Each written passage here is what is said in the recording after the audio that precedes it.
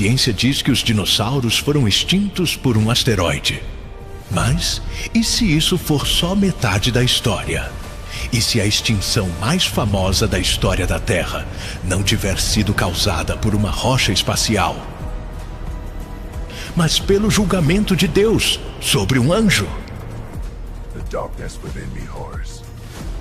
I will consume those Templar. A Bíblia descreve uma guerra no céu. Descreve um ser glorioso sendo expulso e lançado sobre a terra. Descreve o planeta chegando a um estado de caos absoluto. Sem forma, vazio, coberto de trevas. E a ciência encontrou exatamente isso. Uma linha na rocha geológica onde o mundo inteiro desaparece de uma vez. Abaixo dessa linha, dinossauros, megafauna, um ecossistema completo. Acima dela, silêncio. Nessa série, a gente vai conectar o que a Bíblia esconde nas lacunas com o que a ciência encontrou enterrado na Terra. E a conclusão vai mudar a forma como você lê Gênesis capítulo 1 para sempre. Porque entre o versículo 1 e o versículo 2, há um mundo inteiro que foi apagado. Bem-vindo a esse mundo. Existe uma criatura na Bíblia que era tão perfeita, tão próxima de Deus, que sua queda destruiu um mundo inteiro. Não é o homem, é o ser que veio antes dele. E aqui está a primeira lacuna que quase ninguém percebe. A maioria das pessoas acha que a história começa em Gênesis capítulo 1. Mas a Bíblia dá pistas de que muito antes disso, antes de Adão, antes do jardim, antes dos 6 dias de restauração, havia outro mundo, habitado, vivo e governado por esse ser. No livro de Ezequiel, capítulo 28, versículos 12 ao 14, Deus mesmo o descreve. Tu eras o selo da perfeição, cheio de sabedoria e completo em formosura. Estavas no Éden, jardim de Deus. De toda a pedra preciosa era o teu vestido. Tu eras o querubim ungido, protetor. Eu te pusera no sagrado monte de Deus. Pare aqui um segundo. Éden. A maioria associa o Éden ao jardim de Adão. Mas esse texto foi escrito para descrever Lúcifer. E ele menciona o Éden como o lugar onde Lúcifer estava antes da queda. Isso significa que o Éden não foi criado para Adão. Existia antes dele. E Lúcifer era o seu habitante original. Essa é uma lacuna que a maioria das igrejas nunca vai te apresentar. E tinha mais. O versículo 13 do mesmo capítulo revela algo que quase ninguém nota. Lúcifer não era apenas belo. Ele era musical. A Bíblia diz que a obra dos teus tambores e das tuas flautas estava em ti. Ele não tocava instrumentos. Ele era o instrumento. A adoração saía dele como o som sai de uma flauta. Ele pode ter sido o regente de toda a adoração cósmica. O ser pelo qual a criação inteira expressava louvor a Deus.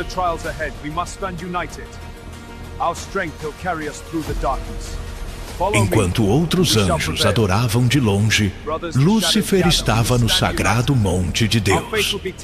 Conhecia a voz do Criador de perto, não de ouvir falar, de viver dentro dessa glória todos os dias da sua existência. E aqui está a segunda lacuna. Quando exatamente Lúcifer foi criado? A Bíblia responde isso num lugar onde ninguém procura.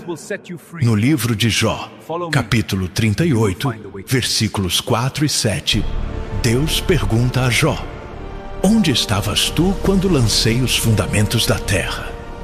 Quando as estrelas da manhã cantavam juntas e todos os filhos de Deus jubilavam. Estrelas da manhã. Esse é o título de Lúcifer. ¿Dónde estabas tú cuando puse los fundamentos de la tierra? Había una historia sucediendo mucho antes de que tú existieras. Ele estava lá quando a Terra foi criada. Ele antecede a própria história humana. E isso confirma o que Ezequiel insinua. Lúcifer não era apenas um anjo do céu. Ele era o administrador de um mundo que existiu antes de Adão. Um mundo cheio de criaturas que a ciência encontrou nos fósseis e que a Bíblia, surpreendentemente, conhece pelo nome. Mas antes de chegar nessas criaturas, a gente precisa entender como esse mundo foi destruído. Porque destruído foi. E o responsável foi o próprio ser que o administrava. Como alguém que conhecia Deus tão de perto pôde virar as costas para ele? A resposta começa no próximo capítulo. E ela vai te mostrar que a guerra mais devastadora do universo não começou com uma arma. Começou com um pensamento. Toda guerra começa com uma ideia. A guerra mais devastadora da história do universo não começou com uma arma. Não começou com um exército. Ela começou dentro de um pensamento. No coração do ser mais glorioso que Deus havia criado. No livro de Isaías, capítulo 14, versículos 12 ao 14, a Bíblia registra esse momento com uma precisão que arrepia. Como caíste do céu, ó estrela da manhã, filha da alva, e tu dizias no teu coração: subirei ao céu, serei semelhante ao Altíssimo.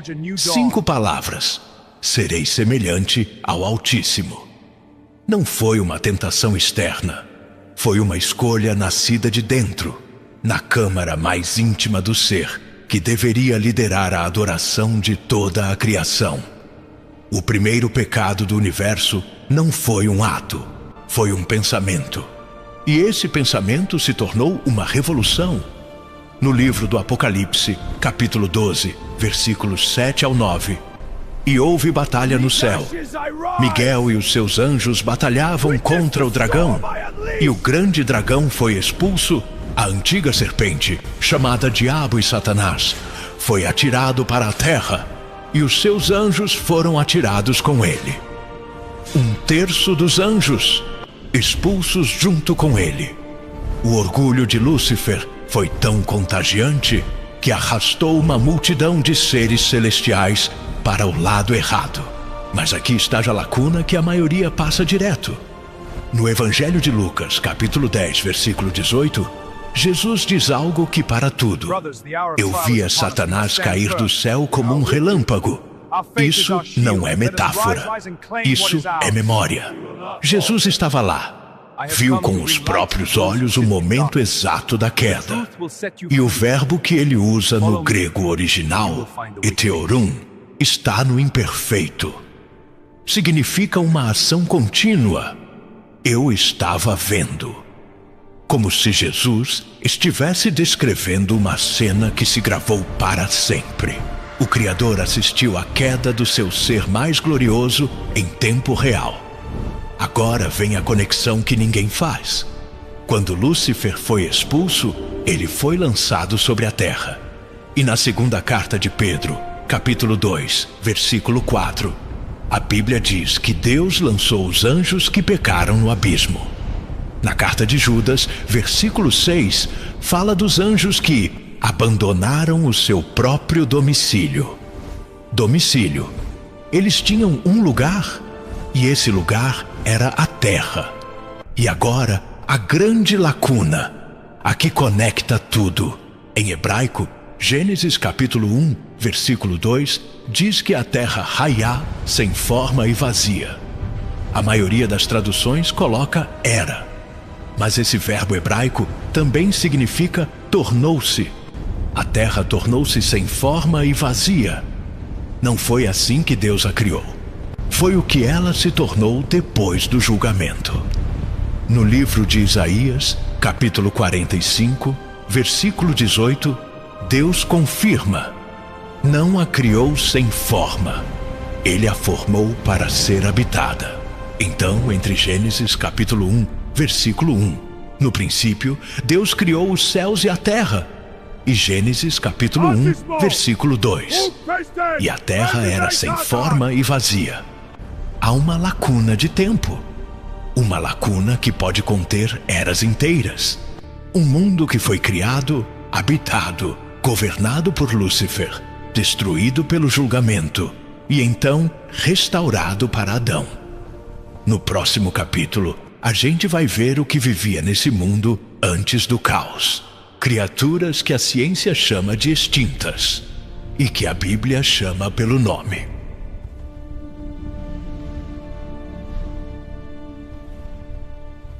O mundo foi destruído, mas antes de ser destruído, ele estava cheio de vida. E alguns desses seres a Bíblia conhece pelo nome. A extinção do fim do período Cretáceo apagou 75% de todas as espécies da Terra. Dinossauros, pterossauros, criaturas marinhas de proporções inimagináveis, tudo desapareceu de forma abrupta, deixando uma linha visível na rocha geológica que os cientistas chamam de KP Boundary. Abaixo dela, um mundo inteiro cheio de vida. Acima dela, quase nada. A explicação oficial é um asteroide. Mas há algo que a ciência ainda não responde completamente: a velocidade, a completude, a totalidade dessa extinção. Um impacto sozinho não explica tudo.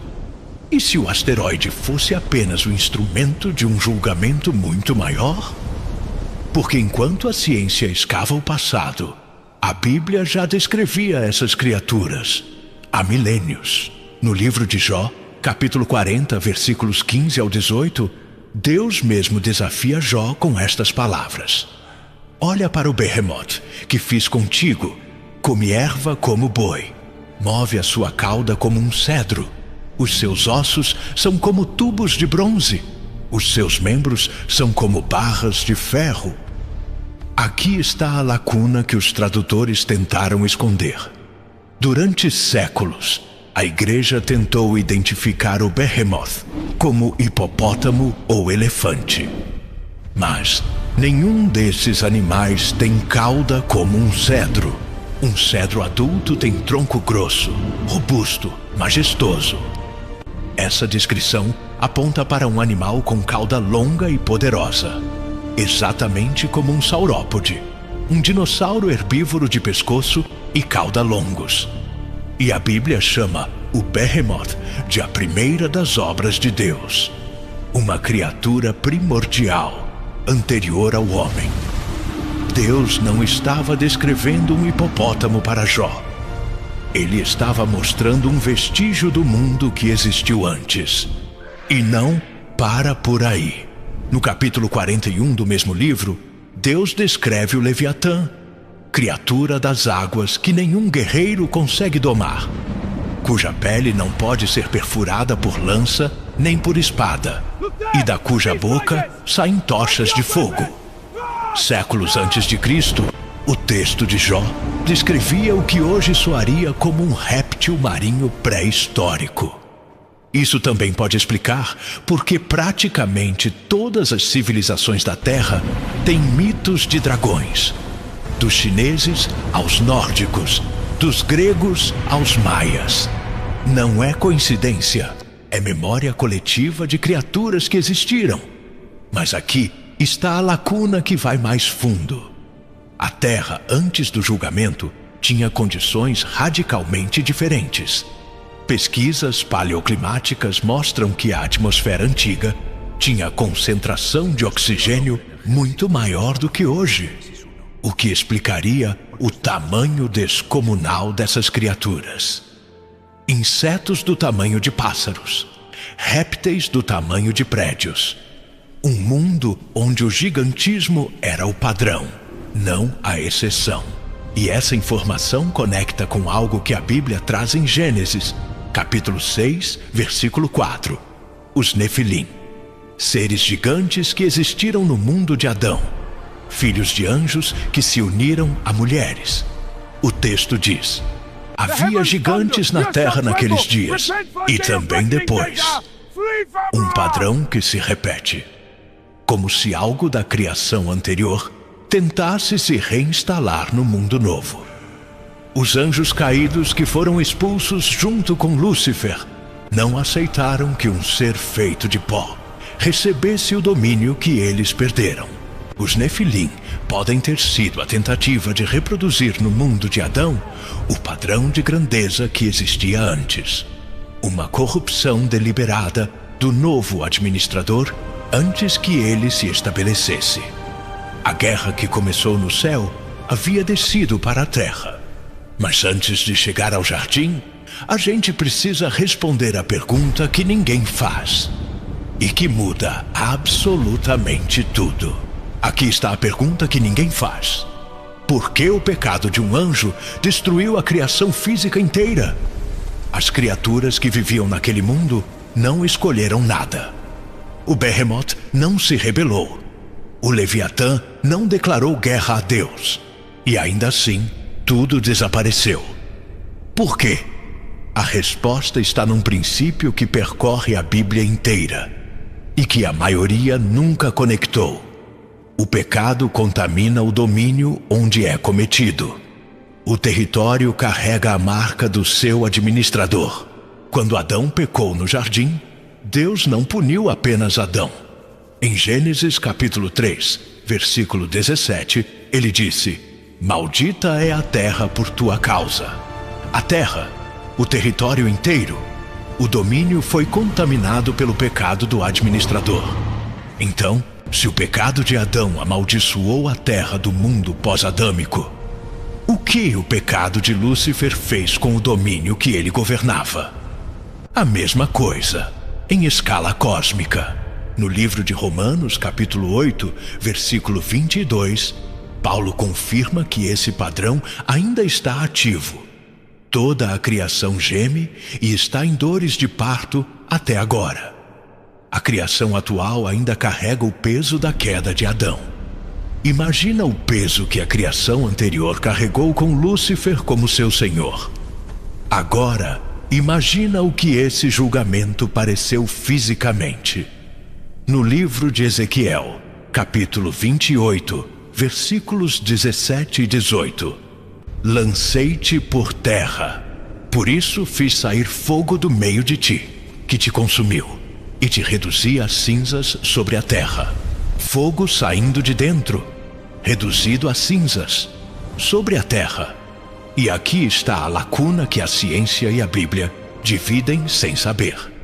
No livro de Jeremias, capítulo 4, versículos 23 ao 26, o profeta tem uma visão e descreve o que vê com estas palavras: "Olhei para a terra, e eis que estava sem forma e vazia.